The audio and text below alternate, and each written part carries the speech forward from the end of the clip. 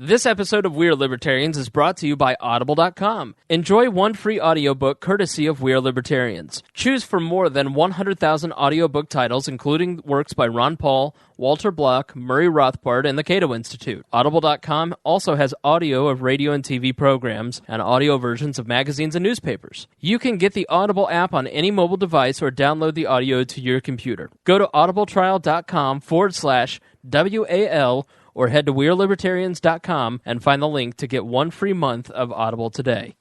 Joining us is Tom Woods, Jr., a senior fellow of the Ludwig von Mises Institute and creator of Tom Woods' Liberty Classroom.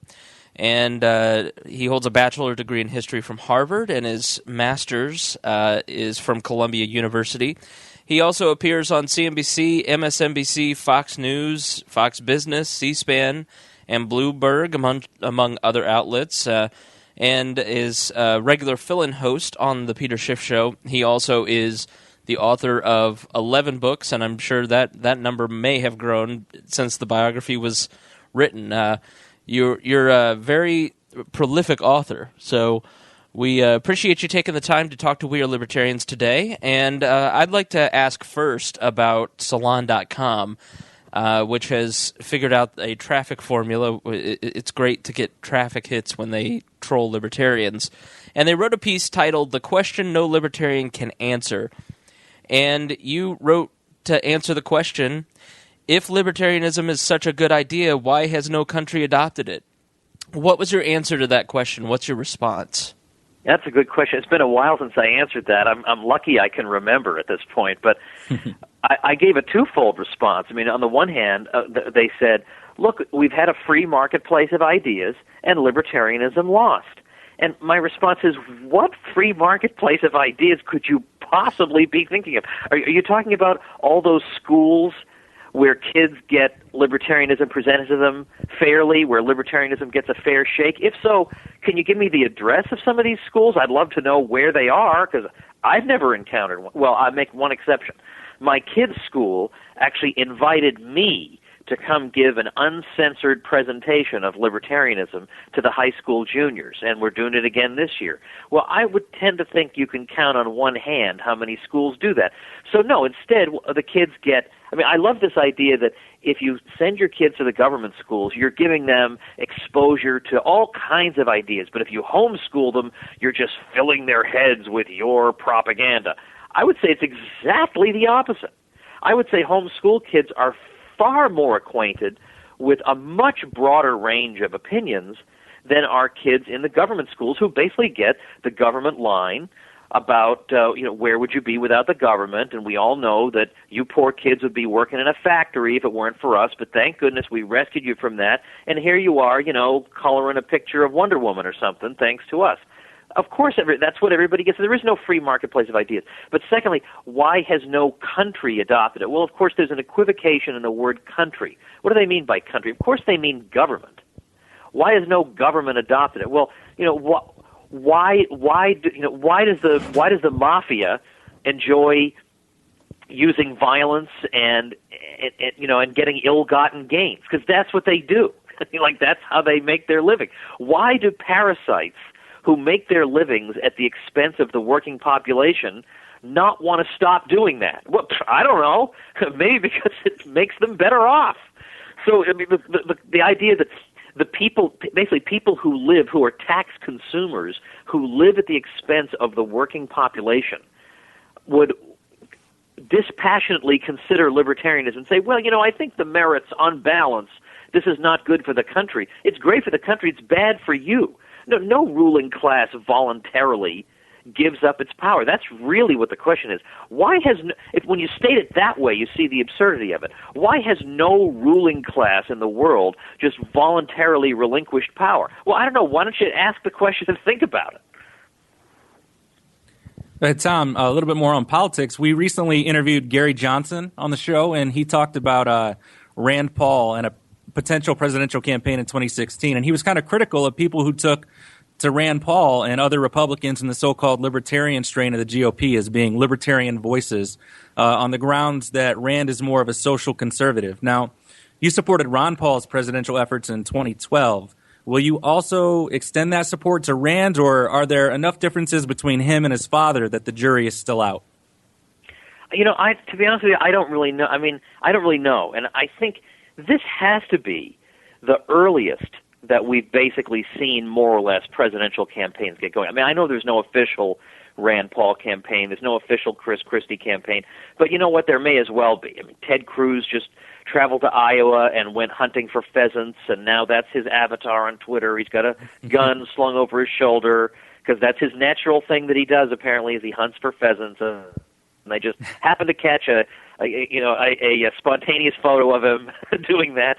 So I feel like this is much too early to ask people this sort of thing. I mean, look, obviously I'm more of a Ron Paul than a Rand Paul guy. But if I were going to not support Rand Paul, the reason wouldn't be social conservatism. Like that wouldn't even that is so not even remotely the point of what the issue would be, which is that I fear that, I mean, it's one thing to say, look, most of the country is not libertarian, so I have to explain these ideas in ways they're going to understand.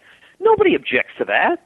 I do that all the time. I go on neocon shows, and I try to say, all right, well, based on your premise, the neocon foreign policy has been a complete disaster, right? There has not one thing to recommend it. That's not the way I would explain it to a libertarian audience, but a libertarian audience already understands that point, so I can go on to the next thing. I have no problem with that. But my concern is that this is going beyond that.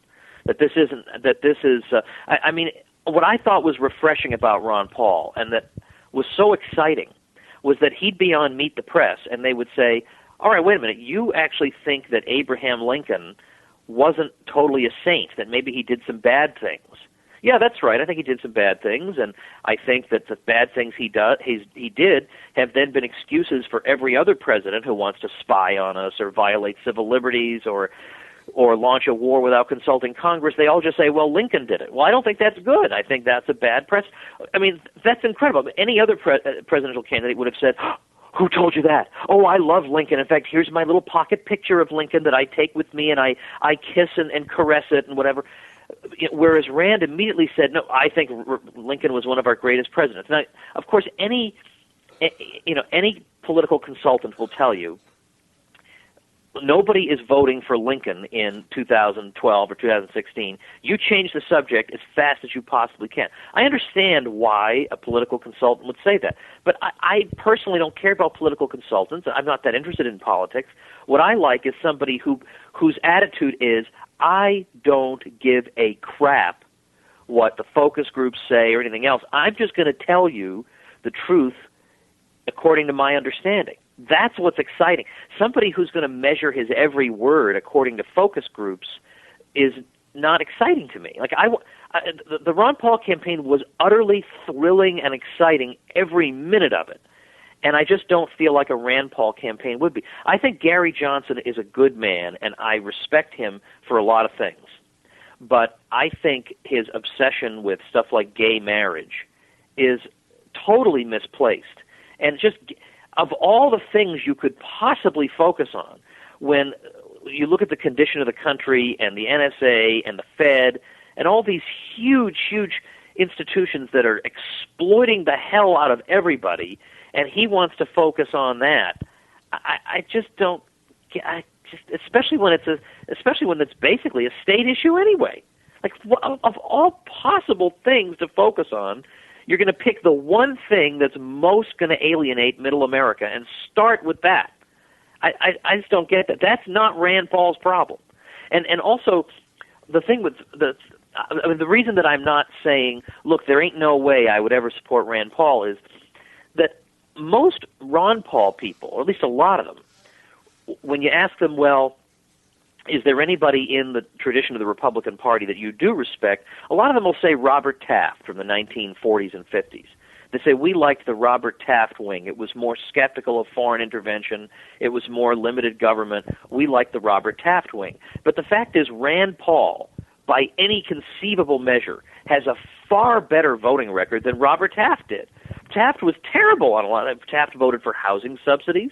He was not consistently a small government guy. He was not consistently an anti-interventionist guy. So by any conceivable measure, Rand Paul is vastly superior to Robert Taft, and yet there are a ton of libertarians who still say, I love Robert Taft and I hate Rand Paul. Well, that just doesn't make sense to me. If you don't like Rand Paul, that's perfectly fine. I'm not going to bother you about that. But then you have to backtrack on Robert Taft, too. So then that makes me say, well, Rand Paul then has a better voting record than the best U.S. senator of the 20th century. Am I holding him to too high of a standard? So that's why I haven't totally made up my mind. I'm not deciding who's the best libertarian in 2016, but the same way Murray Rothbard always looked for who's closest to the Taft line. Not who's closest to Murray Rothbard. No one's going to be anywhere near Murray Rothbard, but who's closest to the Taft line, because he considered war and peace to be the most important issues of all. So, I mean, I can't rule out that I might say, well, you know, warts and all, Rand is the best representative we have of the Taft wing. So I might do that. I don't know. Now, you touched there on Abraham Lincoln, and you recently did a podcast about Abraham Lincoln, and we all love the podcast, by the way. It's fantastic, and we're really excited to see a libertarian podcast doing really well on the iTunes ranking. So please, everybody, make sure you look up The Tom Woods Show on iTunes or your favorite podcatcher. But you talked about Abraham Lincoln there briefly, and every other country in the 1800s ended slavery without a civil war. Why is it that America had a civil war? I mean, it's generally thought that the Civil War was about slavery. That's what we're taught in schools. But what are the other aspects that we don't really hear a lot about, and why is Lincoln a complicated figure for libertarians? Well, okay, yeah, let's unpack all this, because I think there are two different issues here. What led to the secession of the southern states and what led to the war? Now, the secession, I think there were southern states that seceded because of the slavery issue. And I think and the reason I think that is that they came right out and said it. It's right there in the declaration that South Carolina issued in December 1860. And they don't mince words, or they don't say we're seceding over the tariffs. And I've never argued that the war was over tariffs. I just don't think that's true. And I mean, I'm sure that economic factors, as in any war, played a role. But anyway, so in other words, the war then was not fought, at least for the first 18 months, was not fought over slavery. I mean, Lincoln couldn't possibly have been any clearer about this. And any historian basically knows this. The general public doesn't, and so some people in the general public will get really annoyed with you when you try to make this claim. But there's no historian who hasn't read his first inaugural address, for heaven's sake, where he makes it. He says in there that it's his understanding of the Constitution that the federal government has no authority to abolish slavery, and he says that I understand there's been a move to clarify this explicitly in the Constitution, to explicitly say the federal government can never abolish slavery, and I have no objection to that. So he had no objection to an amendment that would have made this clear. So therefore, everything that's done in the war for at least the first 18 months is entirely not defensible from a libertarian point of view. It has nothing whatsoever to do with slavery. Now, of course, the complication is slavery. And if there's anybody on earth who's consistently anti-slavery, it's libertarians. There's nobody who's more anti-slavery than libertarians. But what I did on my Tom Woods show that day was I just read a bunch of questions posed by my old friend Clyde Wilson, a retired professor of history. And he just went down the list, and he said, I have a presidential quiz for you guys. And he says, you ready? And so I'll give you a few questions, and you'll see the gist of it. He says, what president said he was indifferent to slavery, but would use any force necessary to collect taxes? What president sent combat troops from the battlefield to bombard and occupy New York City? What president said that he had to violate the Constitution in order to save it? What president declared the elected legislatures of 13 states to be combinations of criminals that he had to suppress? What president raised a huge army at his own will without the approval of Congress? What American president launched a massive invasion of another country that posed no threat and without a declaration of war? What president sent the army to arrest in the middle of the night thousands of private citizens for expressing their opinions and held them incommunicado in military prisons with total denial of due process of law and had his soldiers destroy newspaper plants? What president was the first ruler in the civilized world to make medicine a contraband of war? And it just goes on and on and on. Of course, the obvious answer is they're all Lincoln. So from a libertarian standpoint, it seems to me that secession has to be allowable, because secession, as Mises put it, is simply one part of a people saying it no longer wants to be joined to another part. Well, okay. I mean, the libertarian view ultimately is secession all the way down to the last individual. Now, as I say, obviously slavery is not something that any libertarian can support. So I would stop short of saying I'm cheering on the Confederate government. I don't cheer on a government, which is why I'm not a neo-Confederate, as the Marxists like to say about me. I'm not cheering on the Confederate government because I don't cheer on governments. And I certainly don't cheer on a government that I do think was committed to slavery. But what I do cheer are individuals who are fighting against an invading army. And the way I put it is this: what was the average person living? The average person had no slaves living in the South supposed to do? Because people say, "Oh, all the symbols of the South are terrible and should be burned and destroyed in Jacobin fashion," but what was the average person supposed to do when an invading army comes to burn down his town? Was the average person supposed to say, "Yes, Mr. Righteous Union soldier, sir, you have every right to burn down my town because political leaders in my part of the country have made decisions that, of course, I have zero influence over, and these decisions have displeased you. So please burn down all our homes, burn down our hospitals, starve our children to death because we deserve this righteous judgment." Of course, nobody could be expected to do that. It's entirely honorable for somebody to take up arms, say, "Get the hell out of my town," and don't even think about killing the women and children and burning all the buildings down. I have no problem with somebody who wants to honor his ancestors for doing that. So if we could jump back to some party politics real quick, there's a struggle within the Libertarian Party right now as far as debate access on the national level. We're also seeing it at the state level, especially in Virginia with the government race, or with the governor's race, and Sarvis being unable to debate. And the question that I have is, will the Libertarian Party continue to do poorly on the national level without debate access?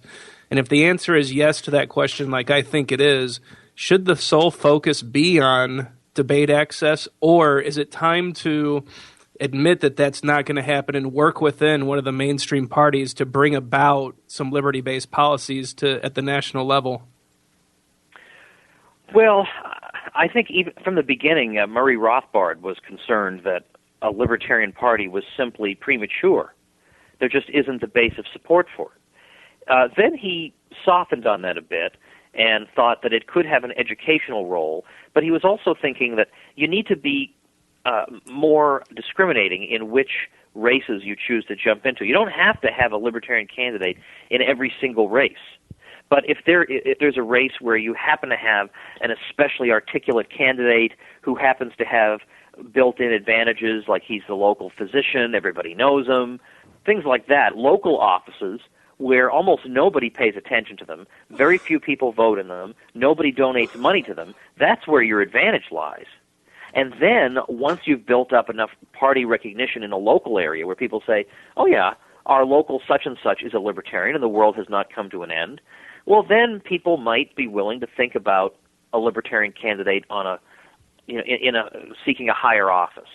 So I would focus my energy. I wouldn't say there's no point in having a Libertarian Party, but I would just focus my energies more precisely. And then also bear in mind that I think the rising generation has less allegiance to the two major parties than we've ever seen since we had these two parties. And when I spoke at the Illinois Libertarian Party convention this year, and I laid out what I think would be a very effective political ad for the Libertarians. I would have it be an ad depicting life 40 years ago. I would say, in the old days, when your grandparents were kids, or like, they try to make it seem really old-fashioned. In the old days, if you had to look something up, you rode your bike to the library and looked up a 50-year-old encyclopedia. We had 3 TV channels, and you can have them sitting there watching TV. Walter Cronkite told Americans what they were supposed to think. And we had 2 political parties. And then you have the sound of a record player needle, being dragged across a record. And then boom, then you go from like black and white to color, and it's vibrant and interesting. But today we don't live that way. We have this, we have this, we have this. And we're not stuck with these 2 bozos. We've got the Libertarian Party, and then go from there. So you make it seem sort of cool to be a Libertarian, and being a Democrat or Republican, that's what your grandparents used to do. Like, what are you going to go back to just watching CBS all day while you're at it, and looking up, if you have to look up a date, you're going to drive to the city library and go, you're going to give up Google while you're at it? So I would do that, make it seem kind of cool and kind of backward and stupid to belong to one of the other parties. Like, if you're going to fight as a Libertarian, fight. You have YouTube. You have a lot of people who would love to help out for free. Use it. That's great. Hey, going back to the homeschool thing, you mentioned we were fortunate enough to have Ron Paul back on the program in August, and that was right before his School Revolution book came out. And we found out about that book sometime before its release because you made a Facebook post stating that you had either read an advanced copy of it or at least part of it, and you said, this is the book that starts the revolution. And since then, I understand that you've been working on an entire homeschool curriculum for Dr. Paul. Where can it be found? How did you get involved in that project? Okay, you can find it at ronpaulhomeschool.com. And I got started in it because I was contacted, and the project was explained to me, and Dr. Paul has wanted to do a homeschool project, a curriculum for K through 12, since around the time he started Campaign for Liberty. And I had raised the subject with him back then, and he was very excited about it, but we never had the personnel, and Campaign for Liberty never seemed all that interested in doing it for whatever reason, because, this is clearly, for the long term, what could be more important than this, right? Just to make sure that all the ideas that people got excited about because of Ron Paul don't just fizzle out. So, basically, almost all my time now is devoted to this. People say, how come you don't make more YouTubes or whatever? I just don't have the time. I'm spending an enormous amount of time every day. Now I have my own show, TomWoodsRadio.com, and now I've got this, RonPaulHomeschool.com. Basically, I am doing 4 or 3.5 courses at least for this thing. Each course is 180 videos because it's 36 weeks, 5 videos a week. So I am recording a huge number of videos. So right now I'm doing Western Civ 1 from the ancient world up through 1492. Well, that's a huge amount of material to cover, and I'm covering it in ways that would be of interest to Ron Paul people. So, for example, I spend 3 talks on Aristotle, and I talk about Aristotle's politics. But in talking about that, I take about 15 minutes to point out, now, by the way, there's a libertarian interpretation of Aristotle's politics that's become current over the past 20 years. And here are the scholars who are doing it, and here's how they're arguing. And they're saying that it's true that Aristotle doesn't use the word rights, but just because somebody doesn't use a word doesn't mean they don't have the concept. And when you unpack Aristotle, he does actually, it turns out, have the concept. He just doesn't use the word. So I talk about this. Well, nobody's going to talk about that. You're not going to learn about that, what's called Aristotelian liberalism. No one's going to learn that. So that's the sort of thing I sprinkle into the Western Civ course. Then next year I'm doing Western Civ 2, so that brings everything up to the present. I'm doing constitutionalism, where I'm starting with all the colonial charters and the various colonial documents, analyzing all those, going up through the Articles of Confederation, the Constitution. I'm doing, just everything you can imagine. War powers in the Constitution, money and the Constitution. What does the Constitution say about money? I go up through the debates over the Constitution, the early arguments between Jefferson and Hamilton, the most important Supreme Court decisions, just if you, 180 topics on the Constitution, including Lysander Spooner, who says the whole thing doesn't make any difference because I never agreed to it. All that stuff is in there. There ain't no Constitution course like this. You take that course, you're going to be able to debate anybody in the world. And then finally, I'm doing a government course, which would be more like an anti-government course, because most government courses, if you take one, it consists of the professor outlining for you all the justifications of government. So don't tell me that that's a dispassionate overview, but what I'm doing is just giving one point of view. That's not a dispassionate overview. What I'm doing is then giving, so there's the government professor, here's why we need the government, for this reason. But he doesn't give the other side of, well, wait a minute, couldn't we do this thing without government? So I am the equal time. That's the one good thing Rush Limbaugh said. People would say to him, Rush, don't you feel like you need to give equal time to the other side on your show? And he said, I am equal time. My show represents equal time. This curriculum is the equal time. So I am very, very excited about it. So we're rolling it out bit by bit. We've got some of the grades ready. We're still working on others. I'm going to be working on this all through 2014. And then what's left of me in 2015 may, if I still have enough energy to do it, do a course on all the wars, the major wars of U.S. history. How did we get into it? How did we pay for it? And what were the long-term consequences of the war, internationally and at home? Now, I'm not aware of any course like this, especially by a libertarian. And if I still have enough energy to do it, that's going to be an elective course for the seniors. Speaking of civics, Thomas Jefferson is a very well-respected political philosopher in the liberty movement. But he was also a slave owner and made a massive land purchase without congressional approval. Is Thomas Jefferson a suitable role model for libertarians? Why or why not? Now, the second thing you said, you broke up a little bit. He did what without congressional approval? A massive land purchase. Oh, okay. Well, I mean, that was more a question of did he have the constitutional authorization to do it? And on that point, I know most people think that this was unconstitutional and that Jefferson then just sort of soothes his conscience by saying, well, if the people don't agree with me, they can vote me out, but I just want to grab it, Constitution or no. But actually, most of the Republicans were of the belief, Jefferson was very much an oddball on that.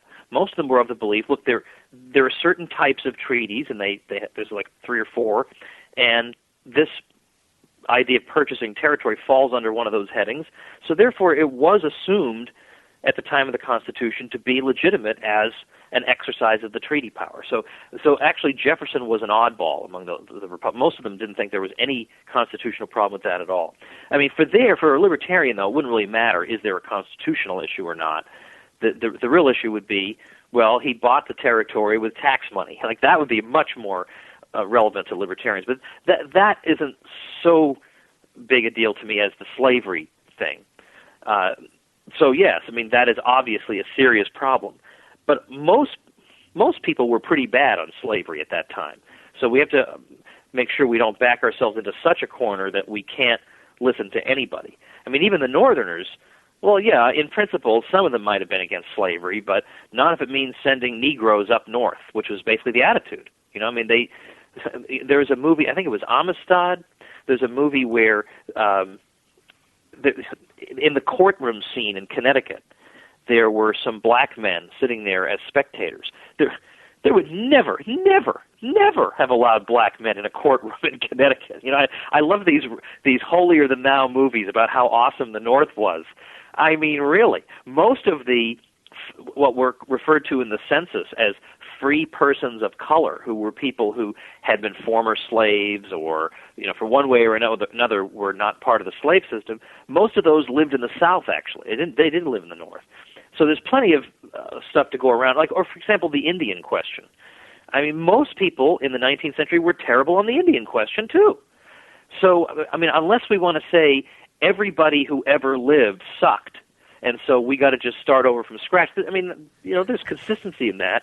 But I would be more inclined to say, look, some people had real moral blindness, and I can't account for that myself. But at the same time, they had great moral insights, and so I'm going to take the insights. Like Aristotle was not good on slavery, but basically everybody says that you'd be crazy not to want to learn from Aristotle because he did have very important insights. So I tend to be more the so-and-so was terrible on stuff, but also good on other things, so I'll take the good. But in terms of should he be like a big role model for libertarians, I just think there are so many better ones who were more consistent, more clearly libertarian. I like Lysander Spooner. Like everybody already knows Jefferson, right? So why don't we take our, what clout we have and use it to publicize lesser-known figures? I like Spooner and people like that. Even Martin Van Buren, who was the best U.S. president. Well, he nevertheless did oversee the Trail of Tears, which was the policy of his predecessor, and that's pretty horrifying. But then, again, as I said, we have to remember everybody was bad on the Indian question, absolutely everybody. So for a libertarian, libertarians tend to have a very acute moral sense. And so, I understand people's hesitation. I would never say to somebody, you have to honor this politician. That's not my way. But I just think if somebody has a great insight, then, we ought to adopt it. And half the time we can use their own insights to condemn the other half of them. So what do you think is the single biggest misconception that keeps the average American from making the leap from a more statist mindset to a liberty mindset, and how do we break it down? Well, I think it's a big one, and this is the reason that I give so many speeches where I open them up in the same way, where I portray the situation as follows, that people believe that, and they don't articulate it this clearly, but in an inchoate sense, deep down, they believe that if it weren't for the government, well, we wouldn't have any order in society. If it weren't for government, we'd have everybody would be earning $1 a day, and we'd be at each other's throats, and it would be chaos everywhere, and monopolies would run rampant, and there would be more economic instability. Like, they really think that government brings order, and government has really protected the people. That, you get an occasional corrupt guy in office, but for heaven's sake, we can't do without the thing as a whole, because it's yielded us, better working conditions. It's given powers to labor unions. So it's just this general prejudice, and this is a prejudice that I think comes from, in part, the fact that people believe that the only way society can be organized is like the military. People, especially Americans, admire the military because they say the military gets stuff done because they're just tough. They just go in there, they destroy things, they're disciplined, somebody gives orders, everybody obeys, and look, they get things done. And so they think of social life, again, not consciously, but I think subconsciously they think of social life as needing to proceed along the same ground, the same line. We need somebody barking out orders to everybody else who will then obey those orders. And what I try to do is give counterexamples to that. I was able to do this, by the way, most systematically in a speech I gave that I ended up calling the libertarian speech I would deliver to the whole country. And you can see that on YouTube. And I start off exactly like this, explaining the prejudice that people have in favor of military organization and orders being barked out, and if there isn't somebody barking out orders, nothing will get done, and all will be chaos. And I give example after example of unbelievable aspects of cases of order where there is no person barking out commands, where it's just people cooperating with each other. And then I go on and consider all these various ways in which people feel like government has contributed to the welfare of the public, and for example, the labor unions or wages or whatever, standard of living, all these sorts of things that we think of because in 7th grade we read about the terrible Industrial Revolution and how bad it was, and now things are much better and we have more government now, so the government must have caused the better outcome. I go through all that, and I think by the end, I think a person who is reasonably open-minded, who listened to that, may not be converted on the spot, but would say, well, you know what, I think this is more complicated than I thought. And that's all I'm looking to do in one speech. What is the best way for people to follow you before we wrap up here? Well, to visit me at tomwoods.com, I guess. All right, great. Well, thank you for joining us here on the podcast, and we really appreciate you taking the time to talk to us today. My pleasure.